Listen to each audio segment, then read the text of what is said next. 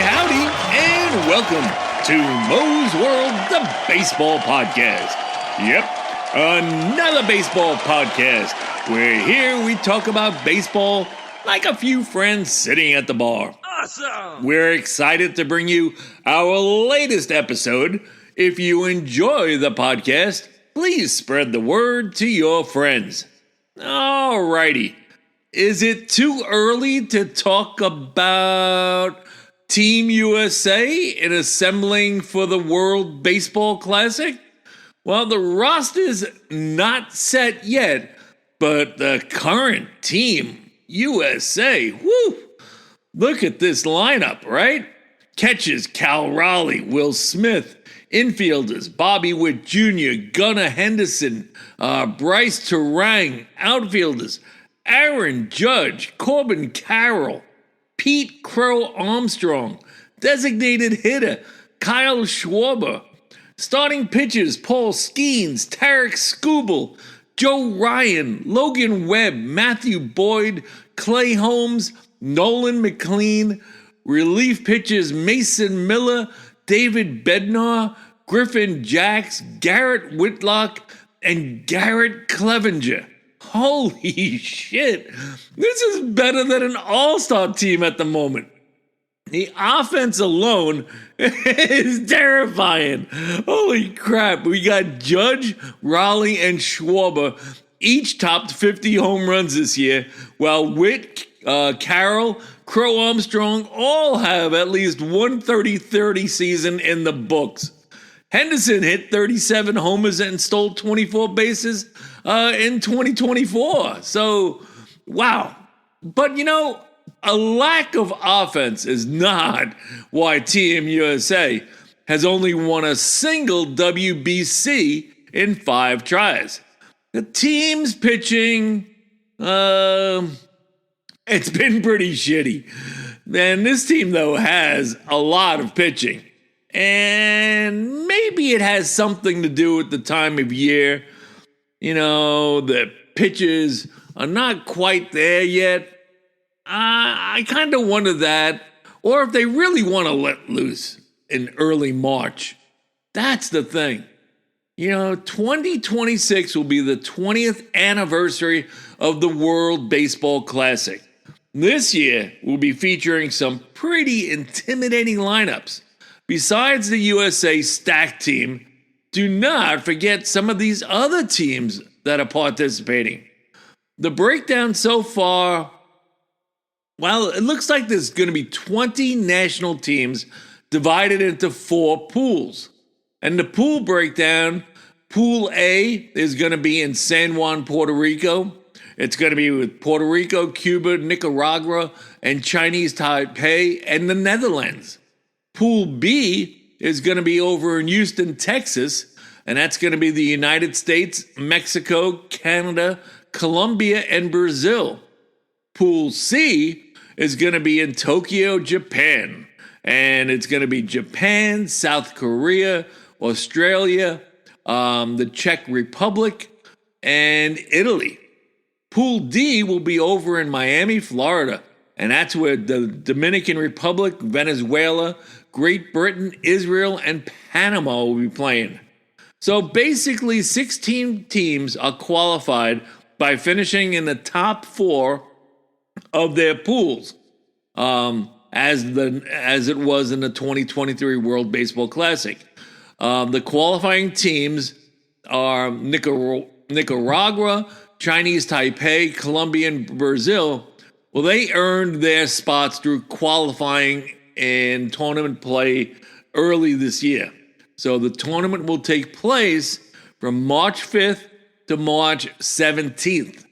And that's going to be across 4 host cities. So the pool play, like I said, it's going to be in San Juan, going to be over in Houston, Tokyo, and Miami. Those are the locations. And those stadiums are all pretty sharp stadiums. Daikin Park in Houston, that's the home of the Houston Astros.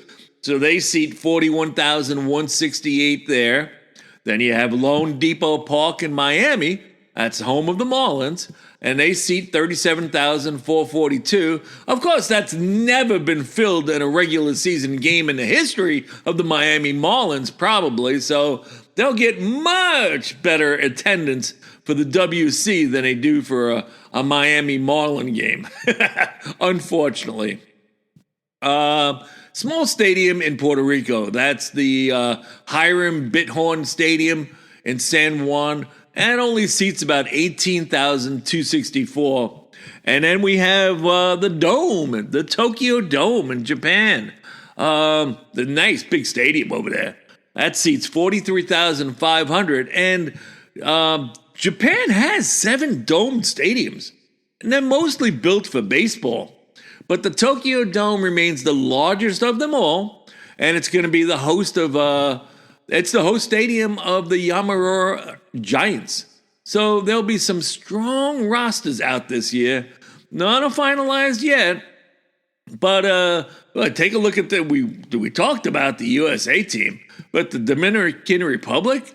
Look, they got Juan Soto, Julio Rodriguez, Fernando Tatis Jr., Vladimir Guerrero Jr., Ketel Marte, Geraldo Perdomo, Jose Ramirez, Manny Machado, Junior Caminero, Yanir Diaz, and Sandy Alcantara for pitching. That's some lineup that they have. Holy crap. And they're missing some star players this year, too.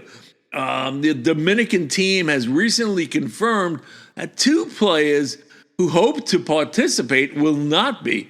Ellie De La Cruz, shortstop of the Cincinnati Reds, well, he will not participate due to the recommendation of the Reds. They weren't too thrilled about him playing in it because of some, physical discomfort from last year. So he accepted the suggestion and he won't be playing. Same thing goes for Teoscar Hernandez of the Dodgers.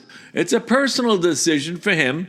He explained that after 2 consecutive seasons extended into November and the World Series, he'd really prefer to rest and prepare for the MLB season. You can't argue that point, The strongest teams for 2026 World Baseball Classic are expected to be Japan, the United States, and the Dominican Republic. So they all have a history of strong performances and talented rosters. And there's going to be other competitive teams there as well. So, that'll include Venezuela, South Korea. They have a rich baseball tradition and a lot of good skilled players now. Leaders of the pack? Definitely going to be those teams. I think the chemistry alone of Japan and their recent, winning, they're the reigning champs. So these teams are expected to be the strongest contenders in the tournament. And they all bring unique strengths and a history of competitive play. This tournament should be pretty exciting once again, as it seems the players and fans are really buying into it each year with a passion. And it's fun to recognize and support these teams. What's kind of cool is the new managers. Well, we're all aware of Mark DeRosa as manager and leading Team USA, but we've got some cool management in some of the other teams. Here's a new name. Omar Lopez is going to be running the Dominican Republic team.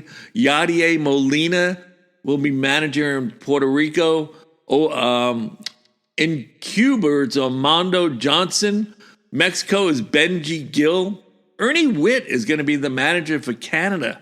And once again, Mike Piazza for Italy. Hensley Mullins for the Netherlands. Eric Holtz for Israel. Ian Shapiro for Germany. Some of these names, might not recognize them. They're former players. I guess let's line up and mix of former MLB players and seasoned coaches. Each is going to be bringing their unique strategies and experiences to their teams. So it's going to be kind of cool to see the new list of managers involved. The question will be, will any make their way onto an MLB roster to lead? Only time will tell with that.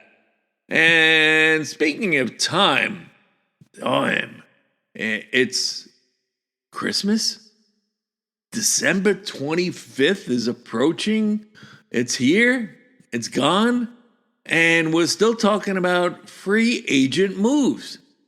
And the same players are out there. We got Kyle Tucker, Cody Bellinger, Alex Bregman, Framber Valdez, and Bo Bichette, even Harrison Beta.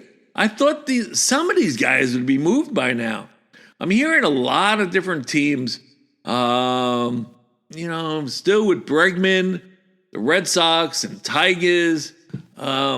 And surprisingly, with Framber Valdez, I've heard the Yankees, I've heard the Cubs. Bo Bichette, nobody's really talking about Bo Bichette. That makes me wonder. I know he's listed as a shortstop, but everybody is talking about moving him to second base. And definitely going to be Toronto is not going to disappear. The Tigers have said something. I wonder still about the Braves. Not really sure. I just wish something would happen on the front of free agency. And the trend? I think it's pitching. The starting pitching market is very competitive. Of course, all teams are looking for reliable arms to bolster their rotation. And bullpens, who definitely underperformed last year. Everybody knows that. Everybody knows that the bullpens underperformed. As far as the position players, I thought that somebody, maybe Kyle Tucker or Cody Bellinger, would have been signed by now. Hopefully, maybe before the end of January. I've been looking at a couple of younger bullpen arms that quite possibly could help some teams. And I know they're not your recognized names. But Taylor Clark, right-hand pitcher from the Royals, I'd like him in my pen. He's 32 years old, and I think he could make a nice impact. And Dory Murata, he's 29 from the Pirates. Yeah, he's had a nice year as well. So we've said that many teams are going to be remaking their bullpens. So this is an activity that just doesn't excite anyone. But after last year, we're correct in seeing a lot of movement of all tiers of bullpen pitchers. Teams are looking at potential candidates that can help out now or the future, and they're just hopeful. It's as simple as that. They're just hoping that this works out, these new players.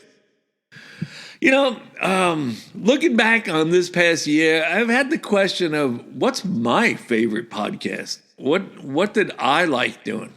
And that's a good question because honestly, I like to go back and listen to many episodes to see if we were on topic or not, or is the story still in play?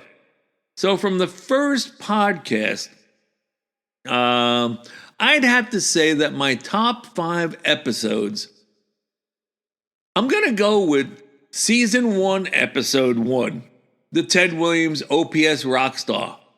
It's my sentimental favorite because it was the first one. It was our first podcast, and with all the analytical information we have today, I'd say give this a listen.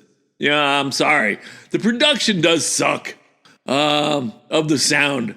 We've come a long way in producing a better sounding product, but if you can hang in there and listen to that first one, it's amazing the player that Ted Williams was. And that reminds me of Season 1, Episode 10, the Mike Trout Finished podcast. I surprised a lot of people with this, with the topic of is Mike Trout finished? And does he have credentials that can get into the Hall of Fame? If you're a fan of Mike Trout or if you're a fan of the game, you got to give this one a listen because it is an interesting topic on how we are progressing and how Mike Trout is faring with the Hall of Fame voting. And speaking of Hall of Fame, my third most favorite podcast was Season 1, Episode 22, Hall of Fame voting / Pete Rose. Yep. We tried to set a procedure to vote for Hall of Fame players while discussing Pete Rose, of course. Great listen. It comes into play every time we talk about Hall of Fame voting and what does it take to vote a player in.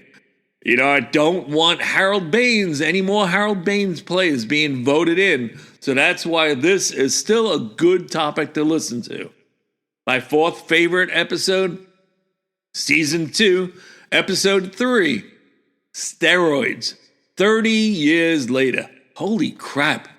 You know, when you think about how long the steroid period was in baseball, many of our listeners didn't even live through this period. And in baseball, perhaps many just don't understand about it.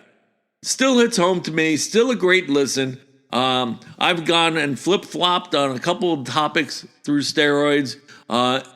Check it out. Season 2, Episode 3, Steroids, 30 years later. And my fifth favorite, this was tough. It was like I couldn't pick one, you know? It seriously was kind of tough. So I'm going to take something that's relative. Season 2, Episode 8, The Future of the CBA, 2026. We all know the current CBA expires on December 1st, 2026 at 11:59. Major League Baseball Commissioner Rob Manfred, he's grappling with major changes in the media landscape, and this is going to be a big topic, and it's still in play, and it's going to be in play until the end of the year. So this was tough. Taking a look back at some of our recent and past episodes to see, take a look and see if any of interest to you. We want to thank you for joining us for Season 2, Episode 43 of Mo's World, the Baseball Podcast. We shoot for about 20 minutes an episode and appreciate your support and encourage you to share the podcast with your friends. Our next episode will be released in 2 weeks on Friday, January 9th. Wow, that will start our Season 3 year. So we want to thank everyone for listening and say Happy New Year to all. And in the meantime, ask yourself, whose world is it? It's Mo's World.